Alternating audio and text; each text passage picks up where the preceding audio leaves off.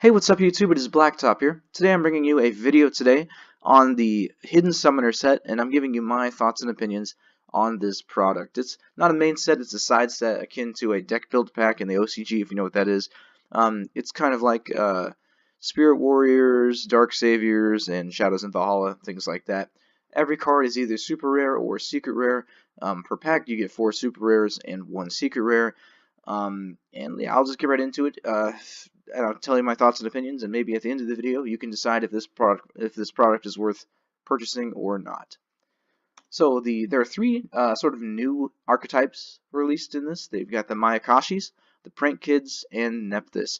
And I know Nepthys has already been around, the Sacred Phoenix of Nepthys and Hand of Nepthys, but it hasn't really been a fully fledged archetype until this set.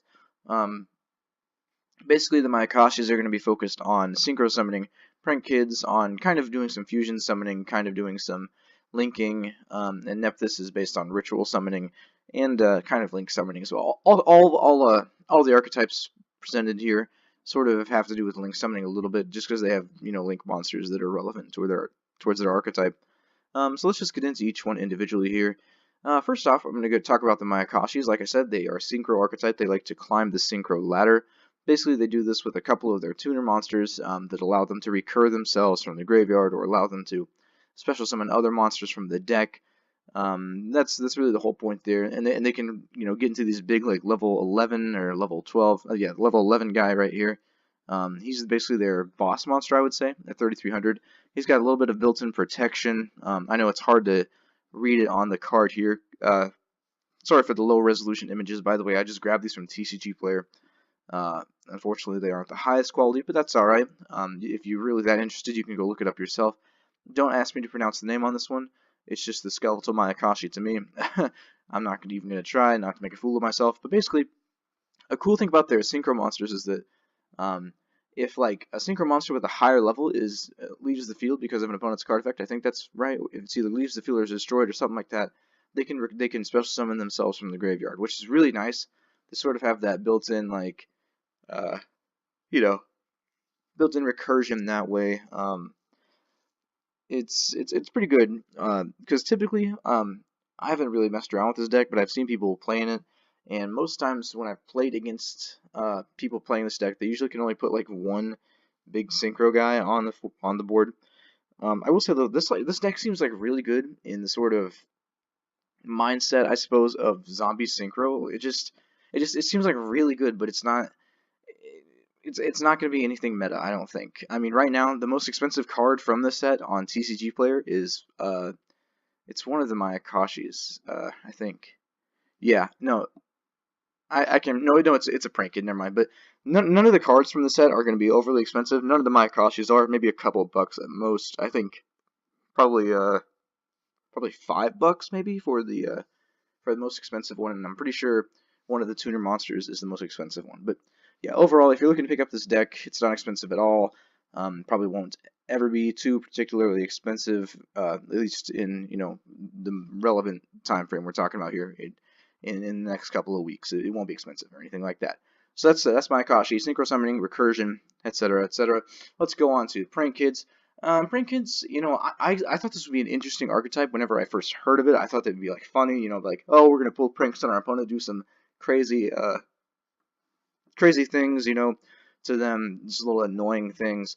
And they kind of do. They kind of have that sort of thing. The boss monster pictured here, the Ripper and Roadster. It's a heavy storm during your opponent's turn, or not your opponent's turn. It's just a quick effect, and it's got a little bit of recursion built in too. And basically, their field spell is interesting. It's cute. Basically, if you fusion summon, your monsters gain 500 attack, and if you link summon, your opponent's monsters lose 500 attack. So if you can manage to do both of them in one turn, which I think is fairly easy with this deck, you can have your opponent's monsters be down 1,000. So it's pretty good. Yeah, they just got some annoying little things they can do, just cute things. I don't like I said, this archetype along with the other two, I don't see any sort of meta viability for any of them. But if you want to pick it up, just have a little fun, go ahead. This to me, like this seems like the just based on their annoyingness concept, it just seems like the budget version of Bullets or Magical Musketeers or whatever we called them in the TCG from like three side sets ago. I don't know. It's just funny, interesting. Like I said, cheap. If you want to pick them up, go right ahead. None of the priciest card is, I think it might be a Ripper One Roadster or it's another one, but it's like $7, and then that's it. So you're not gonna be breaking your bank getting these things. So if you want to pick them up, go ahead. But they're not that great. So that's the prank kids for you. And Nepthys, I think this, like, out of all of them, it's probably the coolest to me, at least, because it's legacy support, and I'm a sucker for good legacy support. I think this stuff is decent. It's nothing crazy. It's nothing like Cyber Dragon legacy support, but it's still fairly decent. Basically, it focuses on destroying your monsters, and all the new Nepthys like main deck monsters get effects when they're destroyed. Yeah, I don't know. It's interesting. Like the ritual monster recurs itself. Pretty sure the Link monsters kind of have some along those lines too. It has to do with destroying your monsters, and then they recur themselves, and they get effects when they're destroyed. So a lot of people have been teching like Cosmos with this, and like Fire Kings, which is interesting because in the set as reprints, there are 2 Fire King cards. There's like Onslaught of the Fire King and one other one. I can't remember exactly what it is. I didn't find them interesting to talk about, so I didn't really cover them in this video. I don't plan on it, but that's just how that is. And the main focus of Nepthys is to ritual and link summon. Basically, you're just trying to, like, I don't know. It's interesting. You're putting a big, like a relatively big boss monster on board, this Cerulean Sacred Phoenix of Nepthys, and you're trying to protect it a little bit with your links. If that's what I kind of understood from the archetype, and it has to do with destroying your own monsters. And I like archetypes that do that, like True Kings. I've seen people teching them in Nepthys. It just depends on what you'd like to do. Not really, it's all up to you. So that's Nepthys for you. Let's go talk about the reprints now. Basically, there's 3 I would like to talk about. We got Gozen Match, Rivalry of Warlords, and Gold Sarcophagus. I think, Gozen Match and Rivalry definitely got a much needed upgrade as super rares. I think before this, Rivalry was like just a common at best, and Gozen was a rare, I think, at best. So yes, the super rares are really nice upgrades for him. And Gold Sarcophagus, even though it was an ultra rare before this, it got its secret rare printing, and I think that's going to look really nice. Hopefully it doesn't get banned anytime soon, just because we got this new reprint right here. People are sort of speculating that Gold Sarc might be banned because of Thunder Dragons, or at least limited or semi-limited. But nevertheless, really pretty card, especially as a secret rare. I really like the ultra rare, so I haven't seen the secret rare in person, but hopefully the secret rare looks really nice there. Some other things, there's Manju, the 10,000 Hands. There's Preparation of Rites, of course, because you got the Nepthys ritual stuff in here. What else is there? The Fire King stuff, like I told you about, because of Nepthys again.